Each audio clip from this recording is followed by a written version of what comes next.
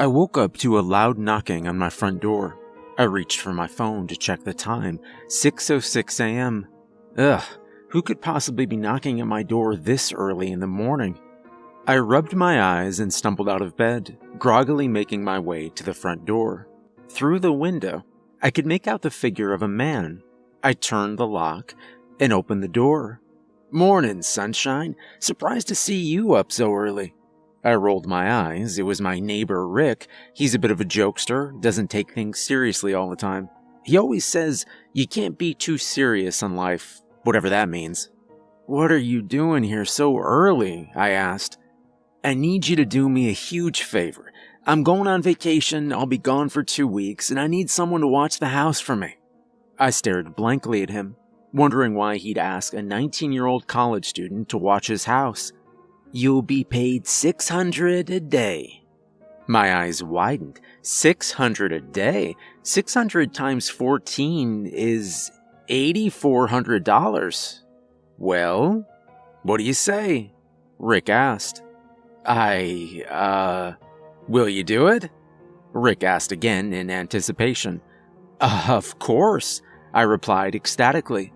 "Awesome," Rick said, holding up his hand for a high five.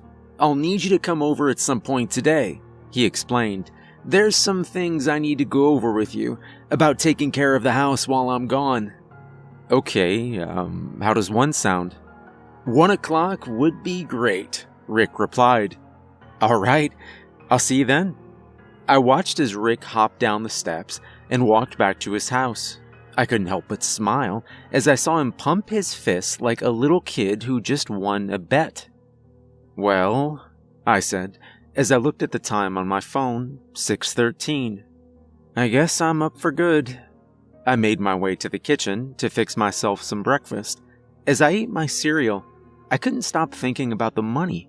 $600 a day, I said, shaking my head and smiling. When the clock struck 1, I slipped on a pair of shoes and I made my way over to Rick's. I rang the doorbell and waited. I could hear him stomping over to the door. He swung it open and exclaimed, "There he is! Come on in!" I took a step inside as he closed the door behind me. "Okay," Rick said. "Follow me." I followed Rick as he made his way to the kitchen.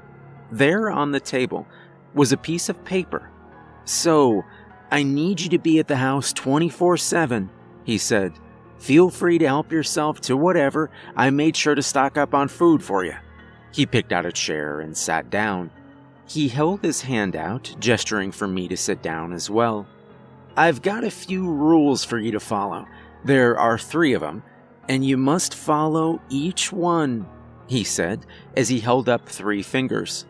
He cleared his throat and began to read off the list of rules. "Rule number 1. Make sure you keep all the doors locked. Rule number 2, and this one is very important. Do not, under any circumstances, open the door to the master bedroom." This concerned me. Not the rule itself, but the way he said it. He had a very serious tone to his voice. I've never seen or heard Rick to be serious. To be honest, I thought he was just messing with me, so I let out a little chuckle. My eyes met his, and he stared back at me, a very serious look on his face. I felt a chill go up my spine. "I know you probably think I'm joking, but you must follow this rule to the teeth," he said. "I cannot stress enough how important it is." I opened my mouth to ask why, but he continued on to the next rule. "And rule number 3, lastly, if you like, you may invite a few of your friends over to keep you company, but just a few. Throw on a movie, order a pizza, or help yourself to the kitchen, but be sure they're out of the house by 1 a.m. Rick looked up at me and smiled. "I'll be leaving tomorrow morning at 5 a.m. Here's a key to the house," he said, as he slid a key across the table toward me. "Any questions?" I sat for a second. I opened my mouth to ask about the second rule, but was interrupted by a knock at the door. "I'll get it," Rick said, as he hopped up. A few seconds later, he came back. Well, if you don't have any questions, great. I hate to cut you short here, man, but I gotta finish packing, he said. I stood up from the table and made my way to the front door. So, what time should I be here tomorrow? I called to Rick. Whenever. As long as you show up. Okay, I told Rick goodbye and told him I hoped he has a fun trip. That night, I went to sleep with money on my mind. I couldn't wait for the next day, but alongside money, the second rule was also on my mind. Rick didn't provide much of an explanation for it. The first rule was pretty obvious. He doesn't want anyone breaking in, but the second one... I woke up the next morning at 10 a.m. I quickly got dressed and made myself some breakfast and was out of the door by 10:30 a.m. I was so excited. I'd be able to have friends over even. I turned the lock to the front door and then made my way over to Rick's. As soon as I stepped inside, I remembered the second rule. Do not under any circumstances open the door to the master bedroom. What's behind that door I'm not allowed to see, I wondered.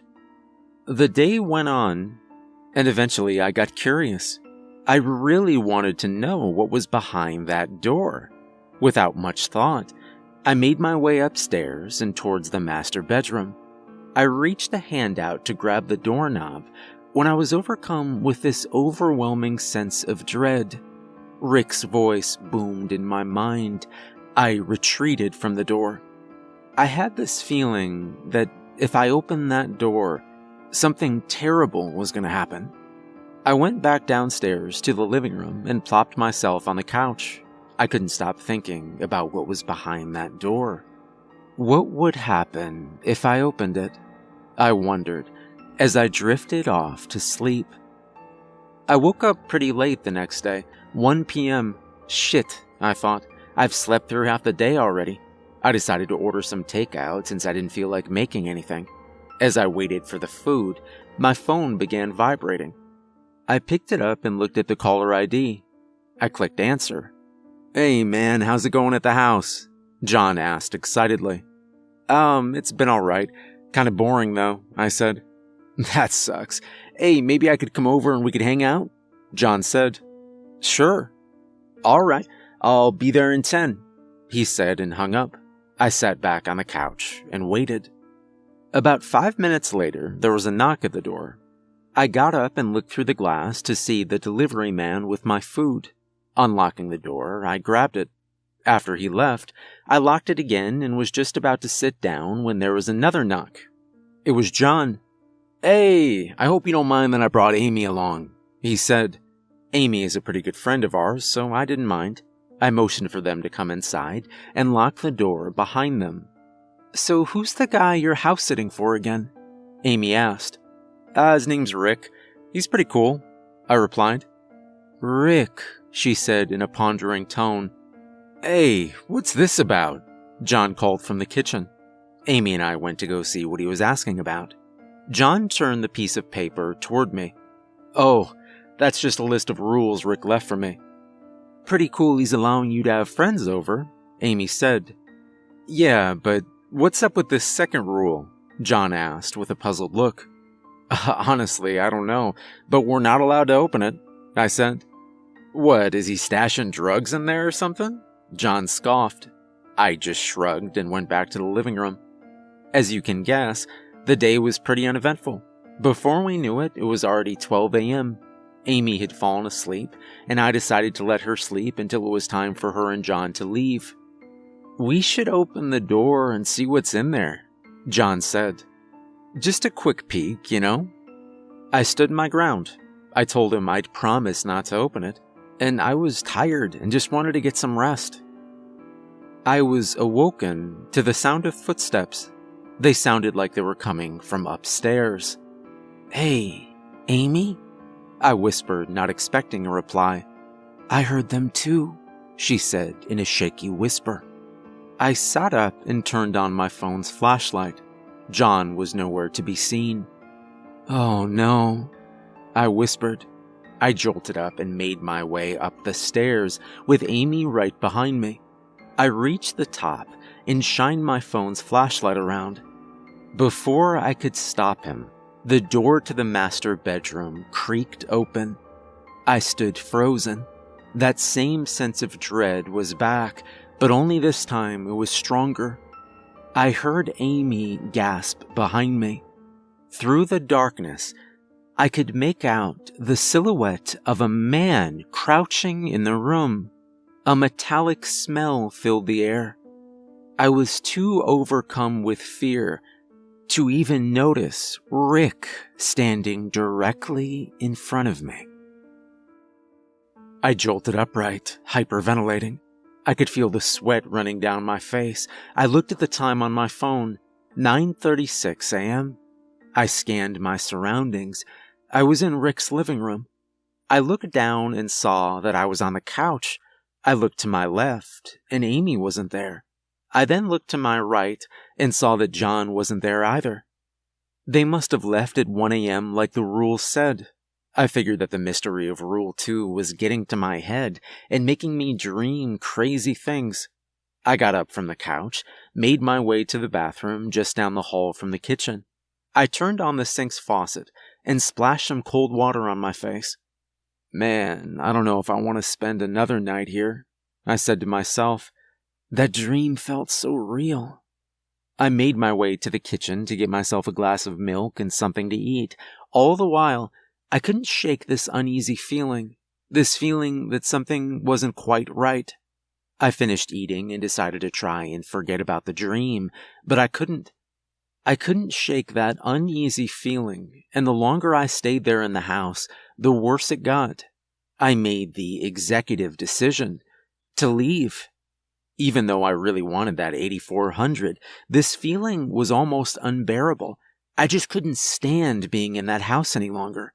I hoped that when Rick returned from his vacation, he'd provide me with an explanation for the second rule. Maybe it was all just one big prank, and if I opened that door, Rick would pop out and say, "Gotcha." After all, he does like to pull pranks. I made my way to the front door to leave. I reached for the handle, only to my horror to find that the doorknob was gone. I started panicking, thinking I must be extremely paranoid and just hallucinating. There's no way a doorknob could just disappear like that, I told myself. Come on, man, get a grip. I pulled my phone out of my pocket and called John. It rang, but then it went straight to voicemail. Shit, I shouted as I slammed my fist against the door. My eyes darted around the living room, searching for an escape. I bolted for the window and began to pull, but it wouldn't open. There was no knob to unlock it. My breathing got faster. I decided to try and call Amy. I put the phone to my ear and waited. Voicemail. I couldn't take it anymore. I dialed 911. I put the phone back up to my ear and listened. I heard a voice say, "The number you are trying to call is not in service." What the hell do you mean 911 isn't in service? I shouted at my phone. I quickly looked around the room for anything I could use to break the window. I couldn't find anything, so I went to the kitchen. I grabbed a chair and went back to the living room. I slammed the chair into the window, glass shattering everywhere. I then threw it to the side and looked back up at my escape and gasped. There was no window. I started hyperventilating. No, this can't be real, I said, looking down. There, resting at my feet, was a picture of Rick's front yard. This has just gotta be a prank, I said under my breath. I was helpless. There was nothing I could do to escape. I dropped to my knees and began crying. I could taste the saltiness of my tears as they streamed down my face. How could I have been so stupid? I didn't even bother telling my family that I was going to be house-sitting. Maybe no one would ever find me. I then heard footsteps behind me, and I slowly turned around. Before I had any time to process what was happening, Rick slammed something against my head. I slowly opened my eyes. "Morning, sunshine," I heard a familiar voice say. "What the... Rick?" "Yep, that's me," he said. "Shit," I thought. How could I have been so stupid? $600 a day was just to lure me here. He wanted me to open that door. He even made me lure in my friends. Now I know why he wanted me to keep the doors locked at all times. Rick never even left. He'd been here this entire time, lying in wait in the master bedroom for me or one of my friends to open that door. "I kinda can't believe you fell for it, man," he said as he slowly turned to face me. "Did you really think I'd pay you $600 a day?"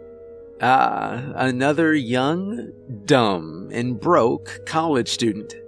And of course, because you're a college student, you like to break the rules. You don't know how excited I was when I saw you reach for the doorknob. Too bad you were too much of a coward to open it," Rick sneered. "What did you do to John and Amy?" I said. "Oh, don't you worry about them," Rick said. "They're safe and sound." Deep down, I wanted to believe that, but I knew it wasn't the case. Rick slowly made his way to the table I was strapped to. He bent down, and my eyes met his. He smiled. I felt a warm liquid drip down on my face. "Now," he said, "about your friends." He reached for something on the table. He turned and pointed a remote at the TV that hung on the wall in front of me. There, on the screen, was John and Amy. Their hands were tied behind their backs, and they had tape covering their mouths. "See?" Rick said. "They're safe and sound." "Let them go," I said. "Why? I told you they're safe and sound. For now, at least," he said and smiled. I was squirming and trying to break free of the restraints when Rick grabbed something else and slammed it against my head once more. There were so many questions. What was Rick going to do to them? Who was that guy crouching in the master bedroom? These thoughts slowly faded as I slipped into a state of unconsciousness. I don't know how long I was out for, but when I came to, I wasn't strapped to the table anymore. Instead, I was back in the living room. Surprisingly, I wasn't even tied up or strapped down to anything. I still didn't know where John and Amy were or what Rick was planning on doing to them. Suddenly, I heard footsteps slowly making their way downstairs. I squeezed my eyes shut, pretending to still be knocked out. The footsteps got louder as they drew closer. I then felt a hand wrap around my ankle. I felt a pull, and then I slid off the couch and hit the floor with a thud. I kept my eyes closed until eventually we stopped moving. I opened one eye gradually to see why we stopped, but noticed Rick turning around, so I snapped it back shut. I felt Rick put his arms underneath my body, then a feeling of weightlessness followed. I felt myself being placed on a cold, hard surface. Rick grabbed my arm and yanked it so hard I thought he was going to rip it out of its socket. He did the same with the other arm, and I still tried to stay quiet. Before I could make my move, he'd strapped me down to the table again. Then, silence. I waited a few more seconds before opening my eyes. There, inches away from my own face, was Rick, just smiling. He slowly backed away from me, and without batting an eye, reached up and began to remove the skin from his face.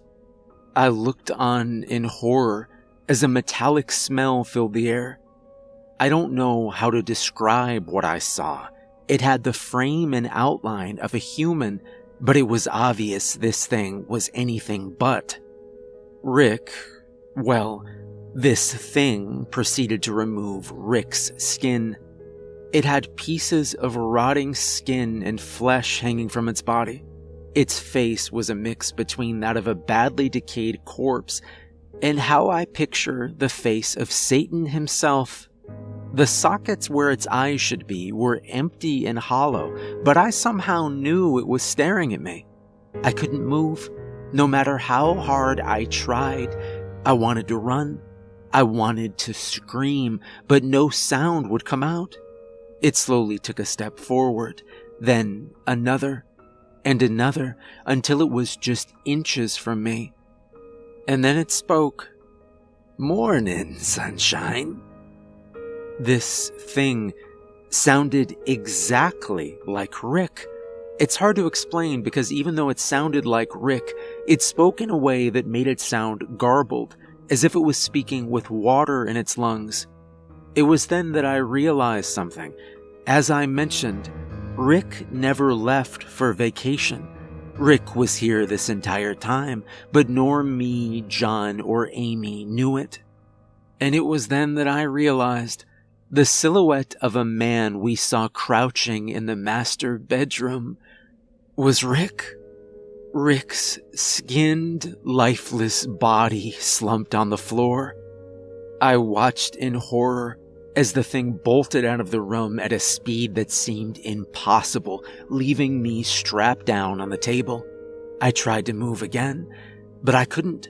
I tried looking around for a way to escape, only to realize that my head had been strapped down as well.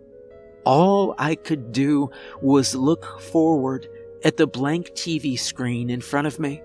My mind was racing. I gotta get out of here, I thought. What is it gonna do to me? What's it gonna do to John and Amy? And then I heard the screams. I heard John first, followed by a ripping sound. I heard Amy screaming and crying as she watched what was unfolding in front of her. With each scream that John let out, a ripping sound followed. Soon, John's voice became gargled. I think his vocal cords had ripped, and he was choking on his own blood.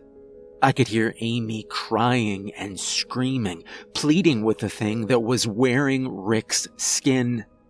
Her screams got even worse, and just like John, ripping sounds followed. And then silence. The TV screen came to life and displayed an image. There, on the screen, stood that thing. Beside it were John and Amy's skinned, lifeless bodies. It just stood there, staring back at me and smiling. It held up John's skin.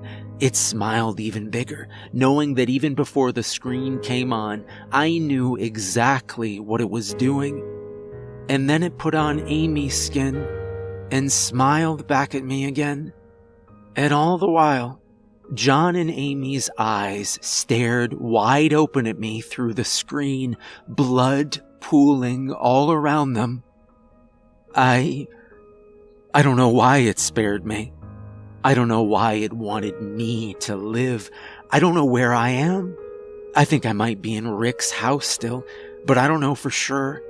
There's still so many questions that don't have an answer to their name. Did Rick know that this malevolent being was in his house all along? If so, why did he let me into his house knowing this thing was here with me? Maybe he knew that it was in his house, but he was trying to protect me by putting the second rule on there, hoping I'd listen. No, that doesn't make sense either. Or maybe Rick is just an innocent victim in all of this. Maybe Rick didn't even know that this thing was in his house. His life was just ripped away from him as he prepared for his vacation, totally oblivious to what was about to happen. I don't know though, and I don't think I ever will. All I know is that Rick is dead, as well as my friends, and it's my fault. Had I not invited them over, had I stopped John from opening the door, maybe they'd still be alive. What would have happened if we just never opened that door?